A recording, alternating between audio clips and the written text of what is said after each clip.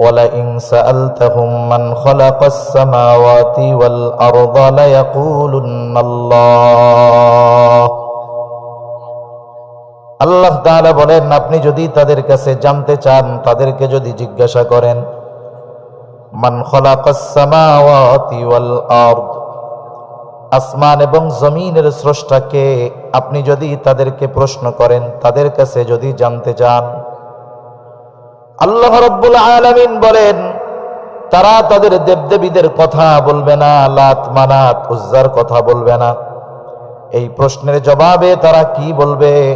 আল্লাহ তাআলা দুইটা তাকিদ যোগ করে বলেন, লায়াকুলুন্নাল্লাহ, অবশ্যই অবশ্যই তারা বলবে আসমান জমিনের স্রষ্টা হলেন আল্লাহ। এরপরে আল্লাহ তাআলা আরেক জায়গায় বলেন, ওয়ালাইন সাআলতাহুম মান নাযালা মিনাস সামাই মাআন ফাআহইয়া বিহিল আরদা বা'দা মাউতিহা। আপনি যদি মক্কার মুশরিকদেরকে জিজ্ঞাসা করেন, মান নাযালা মিনাস সামাই মাআ, কে আসমান হতে পানি বর্ষণ করে, শুধু তাই না, ফাআহইয়া বিহিল আরদা বা'দা মাউতিহা, ওই পানির দ্বারা কে মৃত জমিনকে পুনরুজ্জীবিত করে। চৈত্র মাসে রোদে ফেটে চৌচির হয়ে যাওয়া ফসল উৎপাদনের অনুপযুক্ত জমিন বৃষ্টির মাধ্যমে কে ফসল উৎপাদনের জন্য উপযুক্ত করে তোলে? এই প্রশ্ন যদি আপনি মক্কার মুশরিকদেরকে করেন, ওরা এই প্রশ্নের জবাবে কি বলবে? দুইটা তাকিদ যোগ করে আল্লাহ তাআলা বলেন, লায়াকুলুন্নাল্লাহ, অবশ্যই অবশ্যই আসমান হতে পানি বর্ষণ করেন আল্লাহ, মৃত জমিনকে পুনরুজ্জীবিত করেন আল্লাহ। আপনি যদি তাদের জিজ্ঞাসা করেন, ওয়ালাইন সাআলতাহুম মান খালাকাহুম লায়াকুলুন্নাল্লাহ, আপনি যদি তাদেরকে জিজ্ঞাসা করেন, তাদের কাছে যদি জানতে চান কে তাদেরকে সৃষ্টি করেছে, তাদের স্রষ্টাকে, তারা নাস্তিকদের মতো বলবে না এমনি হয়ে গেছি, প্রাকৃতিকভাবে আমাদের জন্ম হয়েছে। বরং আল্লাহ তাআলা বলেন, এই প্রশ্নের জবাবেও তারা বলবে, লায়াকুলুন্নাল্লাহ, অবশ্যই অবশ্যই আমাদের স্রষ্টা হলেন আল্লাহ। তাহলে মক্কার মুশরিকরা আল্লাহ তাআলার অস্তিত্বে বিশ্বাসী ছিল, আল্লাহ তাআলার অস্তিত্বে বিশ্বাস করত। তবে তাদের কিছু বিষয় এমন ছিল, কিছু শিরক তারা আল্লাহ তাআলার সাথে করত, যেই শিরক বা যেই বিষয়ের কারণে তাদের এই বিশ্বাস মূল্যহীন হয়ে গেছে, বাতিল বলে ঘোষিত হয়ে গেছে। আল্লাহ তাআলার অস্তিত্বে তারা বিশ্বাস ছিল, কিন্তু শিরকের কারণে এই বিশ্বাস কোনো কাজে আসে নাই।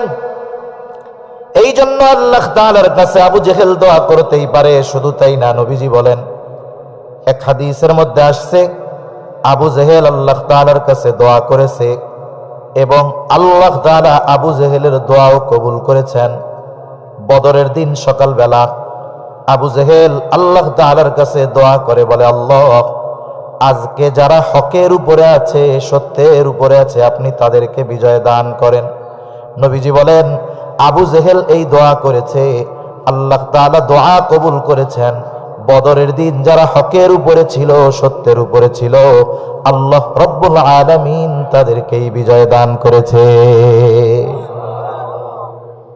এখন আবু জেহেল কি দোয়া করেন? নবীজিকে শোনায় শোনায় আল্লাহ তাআলার কাছে বলে, আল্লাহ, সত্যই যদি আপনি এই কোরআন নাজিল করে থাকেন, তার মানে সত্যই যদি আপনি মুহাম্মাদের উপরে কোরআন নাজিল করে থাকেন, তাইলে আমাদের উপরে পাথর বর্ষণ করেন অথবা যন্ত্রণাদায়ক শাস্তি দেন।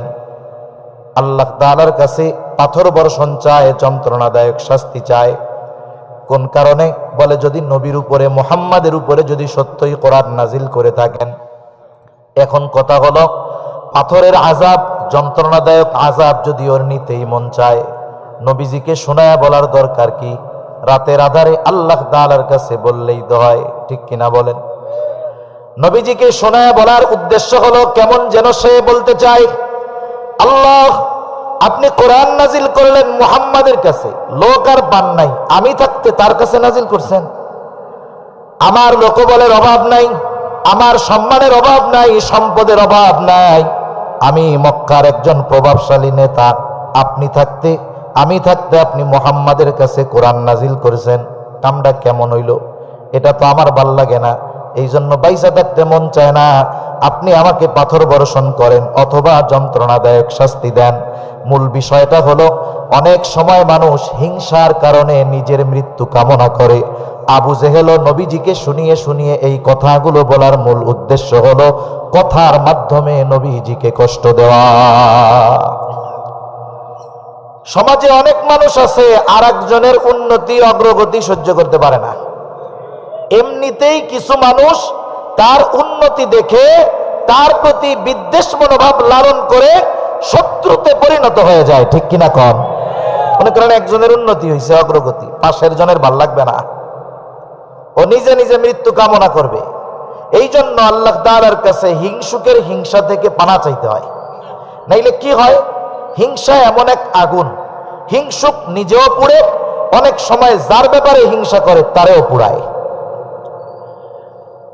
সেই জন্য অনেক সময় মানুষ আর একজনের উন্নতির খবর সহ্য করতে পারে না। মনে করেন একজন গরিব মানুষ, তার ছেলে লেখাপড়া করে বড় চাকরি করে অনেক সম্পদের মালিক হয়ে গেছে, টাকা পয়সার মালিক। এলাকার মানুষও বলে চাচার দুঃখ দূর হয়ে গেছে। এইবার ওই ধনী সম্পদশালী লোকটা শুনে বলে, কার পোলা টাকা পয়সাওয়ালা হইল? এত প্রশংসা করতেছো কার? বলে, চাচা অমুক চাচার ছেলে। চাচা খুব গরিব ছিল, কষ্ট করে লেখাপড়া করাইছে, আলেম বানাইছে, শহরে থাকে, এখন খুব ভালো আছে, বড় আলেম। এইবার এই কথা শুই না আর সহ্য হয় না, হিংসার আগুন জ্বলা উঠছে। এবার মানুষের সামনে কয়, অমকের বুলাই এমন হইছে, এই খবর শোনার আগে আমি মরলাম না কেন? এরকম লোক তো আপনাদের এলাকায় নাই, কয় না যে কি শুনলাম, এটা শোনার আগে মরলাম না কেন? কোন তো ওই টাইমে এসে যদি আজরাইল কয় মরতে মন চাই, তাহলে চলেন আমার সাথে, কি কইব? কয়, আরে আমি কি সত্য সত্য মরতে চাইছি নাকি? হিংসার কারণে। হিংসা এমন এক রোগ, মানুষ যার দ্বারা মৃত্যু কামনাও করে অনেক সময়। মূলত আবু জেহেল নবীজিকে কষ্ট দেওয়ার জন্য কথাগুলা বলতেছে। নবীজি কিছু বলেন না, জবাব দেন না। মনে রাখতে হবে, রহমানের বান্দাদের অন্যতম একটা গুণ, অজ্ঞ মূর্খ যখন তাকে উদ্দেশ্য করে কিছু বলে সে চুপ থাকে। এটা রহমানের বান্দাদের অন্যতম একটা গুণ। আল্লাহ তাআলা বলেন, ওয়াইদা খাতাবাহুমুল জাহিলুনা ক্বালু সালামা। রহমানের বান্দাদেরকে উদ্দেশ্য করে যখন কোন মূর্খ অজ্ঞ কিছু কয়, তখন তারা বলে সালাম সালাম, কিছু বলে না, চুপ করে চলে যায়। অনেক সময় চুপ করে থাকাটাও বড় প্রতিবাদ। রাসূলুল্লাহ সাল্লাল্লাহু আলাইহি ওয়াসাল্লামকে বলতেছে, নবীজি কিছু বলেন না। অনেক সময় হয়, মনে করেন আপনার একজন বন্ধু আছে, খুব শরীফ মানুষ, ভদ্র মানুষ, মানুষের সাথে তর্ক বিতর্কে যায় না, ঝামেলায় জড়ায় না, কিন্তু আপনি খুব চেতা মানুষ। এই বন্ধুর সাথে আপনি কোথাও গেছেন, এখন একজন আপনার বন্ধুকে উদ্দেশ্য করে খুশা মারা কথা বলে, কিন্তু সে কিছু বলে না, কিন্তু চেতা যে আছে কি কয়, এই মিয়া আমার বন্ধুরে নরম পাইছো, ভদ্র মানুষ পাইছো না, এই জন্য তোমরা এরকম কষ্ট দাও। বন্ধু কিছু বলে না, আমারে কইয়া দেখতা, সাইজ করে দিতাম, বলে না এরকম? দুনিয়ায় যদি কেউ কারো বন্ধু হয়, বন্ধুকে যদি কেউ কথার দ্বারা কষ্ট দেয়, আর এক বন্ধু সে কিন্তু প্রতিবাদ করে। আমার আপনার নবী, তার বন্ধু সাধারণ কেউ না, আমার আপনার নবীর বন্ধু হইল আল্লাহ, ঠিক কিনা গণ? আবু জেহেল নবীজিকে শোনায় শোনায় বলে, আপনি যদি সত্যই মুহাম্মাদের উপরে কোরআন নাজিল করে থাকেন, তাইলে পাথর বর্ষণ করেন অথবা যন্ত্রণাদায়ক শাস্তি দেন। নবীজি কিছু বলেন না, কিন্তু আল্লাহ তাআলা নবীর পক্ষ থেকে নবীর জবান দিয়ে জবাব পাঠায় দিছেন। কেমন যেন আল্লাহ তাআলা বলেন, আবু জেহেল রে, তোমরা যেই কথা বলো, যেই কাজ করো, আসলেও তো তোমরা এই ধরনের শাস্তির উপযুক্ত। তবে তোমাদের কেন শাস্তি দেই না, আমার হাবিবের জবান দিয়ে শুনে নাও। নবীজিকেও আল্লাহ তাআলা জানায় দেন, হাবিব, ওরা তো শাস্তির উপযুক্ত, কেন শাস্তি দেই না শুনেন। আল্লাহ তাআলা বলেন, ওয়ামা কানাল্লাহু লিয়ুআযযিবাহুম ওয়া আনতা ফীহিম আপনি যতক্ষণ তাদের মধ্যে আছেন শুধুমাত্র আপনার সম্মানার্থে আমি তাদের আযাব দেই না। আপনি যতক্ষণ আছেন আমি আপনার সম্মানে তাদেরকে আযাব দিব না। কেন? অতীতেও তো আল্লাহ তাআলা অনেক নবীর উম্মতের অবাধ্যতার কারণে শাস্তি দিয়েছেন। আমার আপনার নবীর আগে যত নবী দুনিয়ায় আসছে প্রত্যেকেই কোনো না কোনো গোত্রের জন্য, বংশের জন্য নবী হিসাবে দুনিয়াতে আসছেন। কিন্তু আমার আপনার নবী নির্দিষ্ট কোনো জাতি গোষ্ঠীর জন্য আসেন নাই। আমার আপনার নবী হলেন গোটা সৃষ্টি জগতের জন্য নবী।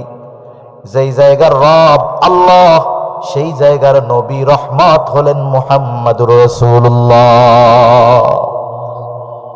পবিত্র কুরআনুল কারীমের সর্বাধিক পঠিত সূরার নাম হলো সূরা ফাতিহা।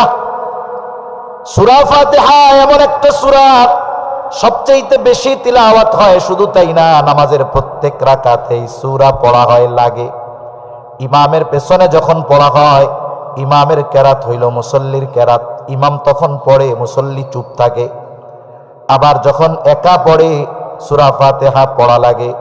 এই সূরার শুরুতেই আল্লাহ তাআলা বলেন আলহামদুলিল্লাহি রাব্বিল আলামিন। আল্লাহ তাআলা বলেন সকল প্রশংসা আল্লাহর জন্য। কে আল্লাহ? বলে যিনি রব্বুল আলামিন, জগৎ সমূহের রব, জগৎ সমূহের প্রতিপালক। আলম এক বচন, আলামিন বহু বচন। তার মানে জগৎ এই পৃথিবী একটা নয়, আরো অগণিত জগৎ সৃষ্টি করেছেন কে? অনেক সময় দেখবেন মহাকাশ নিয়ে যারা গবেষণা করে মাঝে মধ্যে বলে এত কোটি আলোকবর্ষ মাইল দূরে একটা গ্রহ তথা আলমের সন্ধান পাওয়া গেছে। বিশ্বব্যাপী তোলপাড় সৃষ্টি হয়ে যায় যে এত মাইল দূরে নতুন আর একটা আলমের সন্ধান পাওয়া গেছে। ওরা দুই চারটা খুঁজা পাইয়া আনন্দে লাফায়। আর আল্লাহ তাআলা ১৫০০ বছর আগে জানায় দিয়েছেন এই সৃষ্টি জগতে শুধুমাত্র একটা আলম তা নয়, এইরকম পৃথিবীর চাইতে অগণিত বড় বড় গুণ জগৎ সৃষ্টি করে রাখছেন কে? এইরকম যত জগৎ আছে সব জগতের রব প্রতিপালক কে? যেই আল্লাহ জগৎ সমূহের রব প্রতিপালক, ওই আল্লাহ আমার আপনার নবীর ব্যাপারে বলেন ওয়ামা আরসালনাকা ইল্লা রাহমাতাল লিল আলামিন। আল্লাহ তাআলা আমার আপনার নবীর ব্যাপারে বলেন আপনাকে আমি জগৎ সমূহের জন্য রহমত হিসাবে পাঠাইছি। তার মানে যেই জায়গার রব আল্লাহ, ওই জায়গার রহমত মুহাম্মাদুর রাসূলুল্লাহ। গোটা সৃষ্টি জগতে ২-১ ইঞ্চি জায়গা আছে নাকি যেই জায়গার রব আল্লাহ তাআলা না? আসেনি? গোটা সৃষ্টি জগতে একেবারে যাররা পরিমাণ জায়গা নাই যেই জায়গার রব আল্লাহ তাআলা নয়। অনুরূপ ভাবে গোটা সৃষ্টি জগতে যাররা পরিমাণ জায়গা নাই যেই জায়গার রহমত আমার আপনার নবী নয়। বলেন তো যেই জায়গায় রহমত আছে সেই জায়গায় কি আল্লাহ তাআলা আযাব দিতে পারে নাকি? এই জন্য আগের নবী তারা ছিলেন নির্দিষ্ট জাতি গোষ্ঠীর জন্য নবী। যেই এলাকায় আল্লাহ গজব দিবেন ইতিহাস ঘাটলে দেখা যায় এমনটা কখনো হয় নাই। নবী ওই এলাকায় আছে আর তার অবাধ্য উম্মতের উপরে আল্লাহ তাআলা আযাব দিয়েছেন, এমনটা কখনো হয় নাই। আল্লাহ তাআলা আযাব গজব দেওয়ার আগে যেইখানে আযাব দিবেন, গজব দিবেন, আগে ওই এলাকার নবীকে নিরাপদে আল্লাহ সরায় নেয়। আগে নবীকে নিরাপদে সরান, এরপরে আযাব দেন। লূত আলাইহিস সালামের সম্প্রদায়কে আল্লাহ আযাব দিবেন, আগে ওনারে সরাইছেন, এরপরে আযাব দিয়েছেন। এইভাবে আমার আপনার নবীর সাথে যারা অবাধ্যতা করে, নবীকে যারা কষ্ট দেয়, আল্লাহ তাআলা এদেরকে শাস্তি কেন দেন না? বলে আপনি তো রহমাতুল লিল আলামিন, গোটা সৃষ্টি জগতের রহমত। এই পৃথিবীতেও ১ ইঞ্চি জায়গা নাই যেই জায়গার রহমত আপনি নেন, আপনারে সরাবো কোথায়?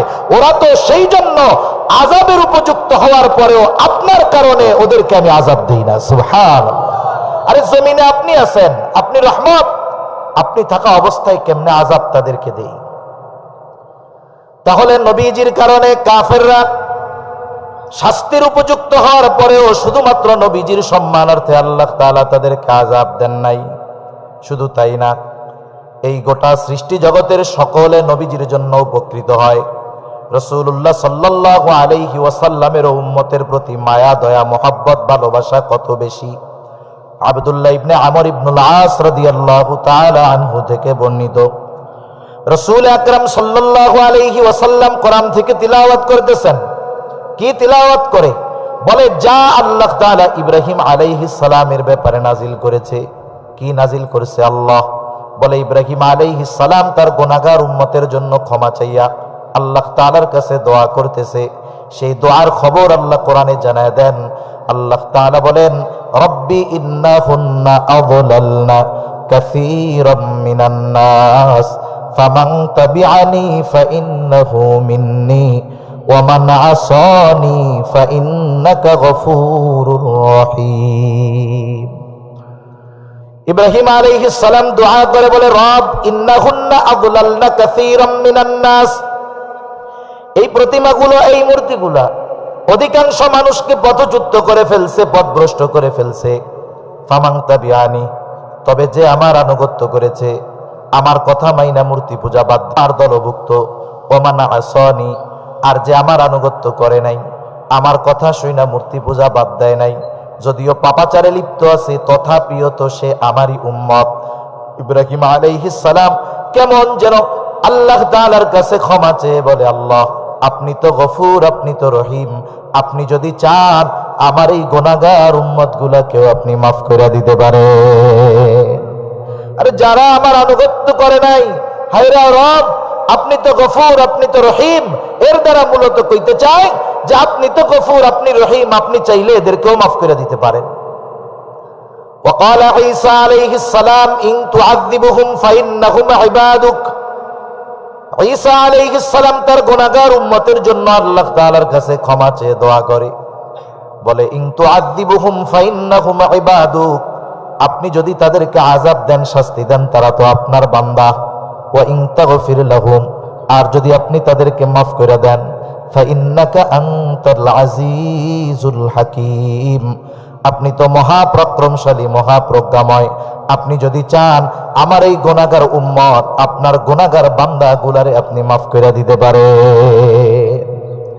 মূলত দুই নবী তার গুনাহগার উম্মতের জন্য আল্লাহ তাআলার কাছে ক্ষমা চেয়ে দোয়া করতেছে। স্বাভাবিকভাবে নবী কখনোই উম্মতকে ভুলেন না।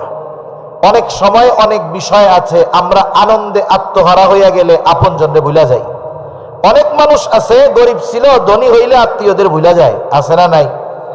আল্লাহ তাআলা আমার আপনার নবীকে মেহমান বানায়া আরশে আজিমে নিয়ে গেছে। ওইখানে গিয়াও নবীজি উম্মতকে ভুলেন নাই, ওইখানে গিয়াও নবী উম্মতের কথা আগে কইছে। সুবহানাল্লাহ। নবীর অন্তরে সব সময় উম্মতের চিন্তা, তবে কিছু কিছু সময় আছে একটু বেশি মনে পড়ে, ঠিক না? বেশি মনে পড়ে। মনে করেন একজনের বাপ নাই, অথবা একজনের ছেলে মারা গেছে। যার বাপ নাই, যখন কোন ছাত্র ভাইয়ের বন্ধুর বাপরে দেখে তখন নিজের বাবার কথা মনে পড়ে। সন্তান নাই, আরেকজনের সন্তানরে যখন দেখে, সব সময় তো নিজের সন্তানের কথা মনেই আছে, কিন্তু আরেকজনের সন্তানরে যখন দেখে যে বাপ ছেলেরে আদর করতেছে, তখন নিজের সন্তানের কথা একটু বেশি মনে পড়ে, ঠিক কিনা? রাসূলুল্লাহ সাল্লাল্লাহু আলাইহি ওয়াসাল্লাম দুই নবীর তার উম্মতের ব্যাপারে এই দোয়া যখন তিলাওয়াত করলেন যা আল্লাহ তাআলা নাজিল করেছেন, এইবার নবীজির গুনাহগার উম্মতের প্রতি মায়া মহব্বত, ভালোবাসা, দরদ উতলায়া উঠছে। নবীজি এইবার কি করলেন? ফারাফা ইয়াদাইহি ওয়া ক্বালা আল্লাহুম্মা উম্মতি উম্মতি ওয়াবাকা। নবীজি দুই হাত উঁচু করে কান্না শুরু করে দিলেন। অঝর ধারায় চোখ দিয়ে পানি পড়ে। আর নবীজি বলেন আল্লাহুম্মা উম্মতি, আল্লাহুম্মা উম্মতি, আয় আল্লাহ আমার উম্মত, আমার উম্মত। আর কিছুই নবীজি বলেন না। এইবার আল্লাহ তাআলা এই কান্নার অবস্থা দেখা জিবরাইল আলাইহিস সালামকে বলে, জিবরাইল তুমি যাও মুহাম্মাদের কাছে যাও, তার কান্নার কারণ জিজ্ঞাসা করো। জিবরাইল আলাইহিস সালাম চলে আসছে, আয়েশা জিজ্ঞাসা করে আপনি কান্না করেন কেন? যদিও আপনার কান্নার কারণ আল্লাহ তাআলা জানে, এরপরেও তিনি আপনার কান্নার কারণ জানতে চান। জানার পরেও কেন জানতে চায়? আল্লাহ তাআলা তো জানে, তাহলে জানার পরেও কেন জানতে চায়? একটা উদাহরণ দিলে বুঝতে সহজ হবে। মনে করেন এই যে মাদ্রাসা, বড় বড় মসজিদ মাদ্রাসা, এই মাদ্রাসায় অনেক ছাত্র আছে ছোট, মক্তবে পড়ে, হেফজখানায় পড়ে, 7 বছর 8 বছর বয়স, আবাসিক থাইকা পড়ে। বলেন তো এই ছোট বাচ্চাগুলো যদিও মাদ্রাসায় থাকে, মা বাবার জন্য, ছোট ভাইয়ের জন্য, বোনের জন্য তাদের অন্তরের মধ্যে মায়া লাগে কি লাগে না? মনে করেন ছোট একটা মক্তবের ছেলে অথবা হেফজখানার ছেলে, বৃহস্পতিবার বিকালের দিন, বিকালবেলা, বৃহস্পতিবার বিকালবেলা হুজুরের কাছে আসছে, কিছুই কয় না, হুজুরের পাশে বৈশা শুধু কান্না করতেছে। বলেন তো ছোট বাচ্চা যদি বৃহস্পতিবার বিকালবেলা আইসা ওস্তাদের সামনে বৈশা বৈশা কান্না করে, এই কান্নার কারণ কি হতে পারে? ওস্তাদ বোঝে কি বোঝে না? বলেন তো কেন কান্না করে? মূলত বাড়ি যাওয়ার জন্য, ছুটির জন্য কান্না করে। ওস্তাদ বলে কান্না করো কেন? এইটা চিন্তা করে আমি কান্দি কেন, হুজুর জানার পরেও জিগায় কেন? এই দুঃখে কান্নার গতি আরো বাড়ায় দেয়। এইবার ওস্তাদ বলে যতই কান্নাকাটি করো কোনো লাভ নাই, কেন কান্দতেছো আগে এটা কও। এইবার কান্না জড়িত কণ্ঠে যখন বলে উস্তাদ আমার মায়ের জন্য একটু আমার মায়া লাগতেছে, ছোট ভাইকে দেখতে মন যায়, একটু বাড়িতে যাইতে চাই, ছুটি দেন। এইবার ওস্তাদ একটা হাসি দিয়ে বলে শোনো যাও, আগামীকাল সূর্য ডুবার আগে তথা মাগরিবের আগে মাদ্রাসায় এসে হাজির হবা। এখন কথা হলো ওস্তাদ ছাত্রের কান্নার কারণ জানার পরেও কেন জানতে চায়? বলে এটা হলো ওস্তাদ এবং ছাত্রের মধ্যে মহব্বতের বহিঃপ্রকাশ। আল্লাহ তাআলা আমার আপনার নবীর কান্নার কারণ জানার পরেও কেন জানতে চায়? বলে এটা আমার আপনার নবীর প্রতি আল্লাহ তাআলার মহব্বতের বহিঃপ্রকাশ। আমি তো জানি, এরপরেও তার মুখ দিয়ে শুনো সে কি জন্য কান্না করে। নবীজি এইবার জিবরাইল আলাইহিস সালামকে উম্মতের ব্যাপারে প্রাণ খুলে সব কথা বললেন। জিবরাইল আলাইহিস সালাম আল্লাহ তাআলার কাছে গিয়ে বলে আল্লাহ আপনার হাবিবের কান্নার কারণ হইল তার উম্মত, উম্মতের চিন্তায় কাঁদেন, উম্মতের ক্ষমার আশায় তিনি কান্না করেন। আর আল্লাহ তাআলা বলেন জিবরাইল আবার যাও মুহাম্মদকে গিয়ে জানিয়ে দাও আমি অচিরেই তাকে তার উম্মতের ব্যাপারে সন্তুষ্ট করব, তাকে অসন্তুষ্ট করব না। যাও এই খবর দুনিয়ায় থাকতে জানায় দাও যে আমি তাকে তার উম্মতের ব্যাপারে সন্তুষ্ট করব। এই আয়াতটা পবিত্র কোরআনুল, এই হাদিসটা কোরআনুল কারীমের একটা প্রসিদ্ধ সূরা, সূরার নাম হইল সূরাতুদ দুহা। এই সূরার মধ্যে আল্লাহ তাআলা আমার আপনার নবীজিকে কিছু সুসংবাদ দিয়েছেন, নবুয়তির আগের কিছু নিয়ামতের কথা বর্ণনা করছেন। এই সূরার মধ্যে আল্লাহ তাআলা বলেন ওয়ালা সাওফা ইউতিকা রাব্বুকা ফাতারদা। আল্লাহ তাআলা আমার আপনার নবীরে বলতেছে অচিরেই আপনার রব আপনাকে এমন কিছু দিবে আপনি খুশি হয়ে যাবেন। নবীজিকে বলতেছে কে? জোরে বলেন। এখন এই কথার জবাবে নবী কি বলে? বলে আমি ততক্ষণ খুশি হব না যতক্ষণ আমার প্রত্যেকটা উম্মতকে জান্নাতে না দেওয়া হবে। আমার সব উম্মতকে যতক্ষণ ক্ষমা না করা হবে ততক্ষণ আমি নবী খুশি হব না। আল্লাহ বলেন আপনাকে এমন কিছু দেওয়া হবে আপনি খুশি হয়ে যাবেন। নবীজি বলেন আমি ততক্ষণ খুশি হব না যতক্ষণ না আমার প্রত্যেকটা উম্মত আল্লাহ তাআলার পক্ষ থেকে ক্ষমা পাইয়া জান্নাতে প্রবেশ না করবে, ততক্ষণ পর্যন্ত আমি খুশি হব না। সুবহানাল্লাহ। রাসূলুল্লাহ সাল্লাল্লাহু আলাইহি ওয়াসাল্লাম এই জন্য দুনিয়ায় থাকতে উম্মতের ব্যাপারে আল্লাহ তাআলার পক্ষ থেকে সুসংবাদ আনায়া ছাড়ছেন। কেমন মায়া নবীজি উম্মতকে করেন। আসলে বাস্তবতা হলো ভালো কে বাসে? বলে বিপদে পড়লে কাছে যে থাকে সেই ভালোবাসে। দুনিয়াতে অনেক সময় হয় দেখবেন মানুষ যখন পাশে থাকে অনেকে বলে আপনাকে খুব মহব্বত করি, ভালোবাসি, আপনার জন্য জীবন দিয়া দিমু। দেখা যায় ওই ব্যক্তি যখন মুসিবতে পড়ে, বিপদে পড়ে, যে গলা ফাটায় কইছিল আপনার জন্য জীবন দিয়া দিমু, এইটাই আগে ভাগে, ঠিক না? এটা আগে পালায়, ওকে যা হয় হোক আগে আমি ভাগি। মনে করেন আপনার যদি এরকম একজন বন্ধু থাকে যে আপনার আমার জন্য জীবন দিতে প্রস্তুত, গেছেন বাজারে, পড়ছেন মুসিবতে, এই মুসিবতে আপনাকে দেখা আপনি চিন্তা করতেছেন আমি তো একা না, আমার বন্ধু সাথে আছে, আর বন্ধু চিন্তা করতেছে জীবন যায় না কি যায় তার ঠিক আছে, এই চিন্তা কইরা ও পিছন দিয়া ভাগছে। আর আপনি আশায় আশায় আছেন যে আমার জন্য জীবন দেওয়ার লোক তো একজন আছে, ডাইনে বামে তাকায় দেখেন হায় রে হায় এ তো হাওয়া হয়ে গেছে, খবরই নাই তার। এখন বলেন তো ওই বিপদ থেকে কোনো মতে আল্লাহ বাঁচাইলো, বাড়িতে আসছেন, আসার পরে গাড়ি থেকে নামার পরে দৌড় দিয়া ওই লোক আপনার গলাটা জড়ায় ধরে কয় আপনার জন্য জীবন দিয়া দিমু, খুব ভালোবাসি আপনারে। কি করবেন তখন কন্দ? এই পামে আর মিথ্যা কথায় কাজ হবে? তখন আপনি তারে বলবেন, তুমি যদি সত্যই আমারে ভালোবাসতা তাইলে ওই বিপদে ফালাইয়া চলে আসতা না। সবাই যদি আমার থেকে চলে যাইতো, তুমি আমার পাশে থাকতা, জীবন দিয়া দিতা। তার মানে বাস্তবতা হলো আসলে ভালোবাসে আমাদের সে, বিপদ আপদ মুসিবতে পাশে থাকে যে, ঠিক কিনা গণ? আসল কথা হলো এই দুনিয়ার বিপদ আপদ মুসিবত কোনো কিছু না। চোখ দুইটা বন্ধ হবে তো এ দুনিয়ার মুসিবত শেষ। আসল মুসিবত হলো কিয়ামতের দিন। দুনিয়ায় অনেক সন্তানের জন্য পিতামাতা জীবন দিয়ে দেয়, পিতামাতা সন্তানের জন্য জীবন দেয়, সন্তান পিতামাতার জন্য জীবন দেয়, কিন্তু কিয়ামতের দিন এমনটা হবে না। বরং দুনিয়ায় যে যাকে সর্বোচ্চ মহব্বত করত, কিয়ামতের দিন তারও মুখোমুখি হওয়া সে পছন্দ করবে না। আল্লাহ তাআলা কোরআনুল কারীমের মধ্যে বলেন, ইয়াউমা ইয়াফিরুল মারউ মিন আখিহি ওয়া উম্মিহি ওয়া আবিহি ওয়া সাহিবাতিহি ওয়া বানিহি লিকুল্লি ইমরিইম মিনহুম ইয়াউমা ইযিন শা'নুন ইউগনি। কিয়ামতের দিন ভাই ভাইয়ের থেকে পলায়ন করবে, পিতামাতার থেকে পলায়ন করবে, বন্ধু বান্ধব আত্মীয় স্বজন থেকে পলায়ন করবে, স্ত্রী সন্তানদের থেকে পলায়ন করবে। এক কথায় কোনো পরিচিত মানুষের মুখোমুখি সে হতে চাইবে না। ওই দিন সবাই নিজের চিন্তায় বিভোর থাকবে। শুধু তাই না, হাদিস তাফসীরের মধ্যে আসছে, মানুষেরা এমন আল্লাহ তাআলার কাছে বলবে, আল্লাহ, সারা দুনিয়ার সব মানুষকে জাহান্নামে দিয়ে হলেও আপনি আমাকে মাফ করে জান্নাত দিয়ে দেন। কিয়ামতের দিন সকলে চিন্তিত থাকবে, তবে সবাই চিন্তিত থাকবে নিজের চিন্তায়। আমার আপনার নবীজিও চিন্তিত থাকবেন, তবে নবীজি নিজের চিন্তায় চিন্তিত থাকবেন না, নবীজি উম্মতের চিন্তায় চিন্তিত থাকবেন।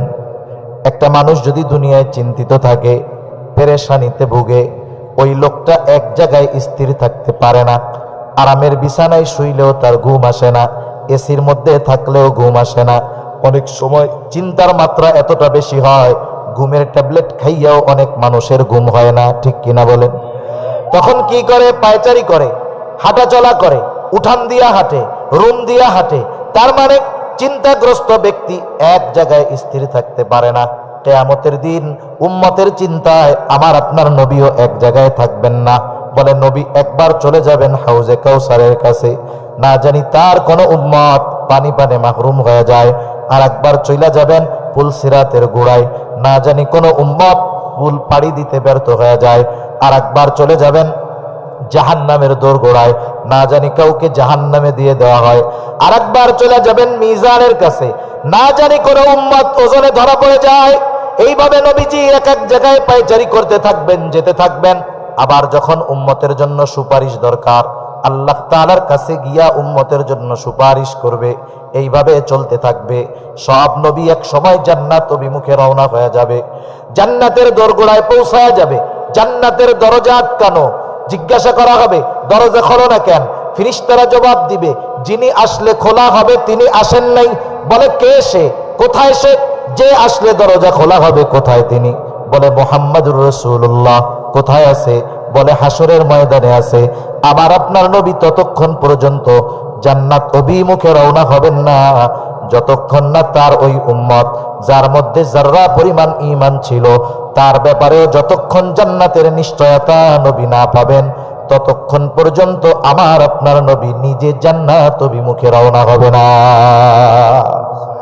আগে উম্মতের ব্যবস্থা ঠিক হবে, এরপরে নবীজি জান্নাতের উদ্দেশ্যে রওনা হবে। এই নবী কত ভালোবাসে! ভালোবাসা শুধু ইমানদারের উপরে না, কাফেরের উপরেও আছে, ঠিক কিনা বলেন? নবীজি কত ভালোবাসতেন উম্মতদেরকে। কাফেরদের দ্বারা অত্যাচারিত হওয়ার পরেও নবী কখনো বদদোয়া করেন নাই। উহুদের ময়দানে নবীজির দাঁত ভেঙে গেছে, একেবারে রক্তে মুখ মাখায়া গেছে, নবীজি রক্ত মুছতেছেন। সাহাবায়ে কেরাম বলে, ইয়া রাসূলুল্লাহ, এদের লাইগা আপনি আল্লাহর কাছে বদদোয়া করেন। নবীজি বলেন, আমি তো আযাব হইয়া আসি নাই, আমি তো রহমত হইয়া আসছি। নবীজি দোয়া করতেছেন, আল্লাহ আপনি এদের মাফ করে দেন, এরা জানে না এরা কি করতেছে। চিন্তা করেন, কাফেরদের দ্বারা রক্তে রঞ্জিত হওয়ার পরেও বদদুয়া করেন নাই, বরং তাদের জন্য ক্ষমার দোয়া নবীজি করছে। নবীজি চলে গেছেন তায়েফে, কাফেরেরা মক্কায় যখন কথা মানে না, নবী চলে গেছেন তায়েফ। চিন্তা করছেন একেবারে ছোট সময় থাকছি ওইখানে, বনু সাকিব গোত্রে গেছেন দাওয়াত দেওয়ার জন্য। মক্কার কাফেররা ওইখানেও নবীজির পিছনে দুষ্টু মানুষদেরকে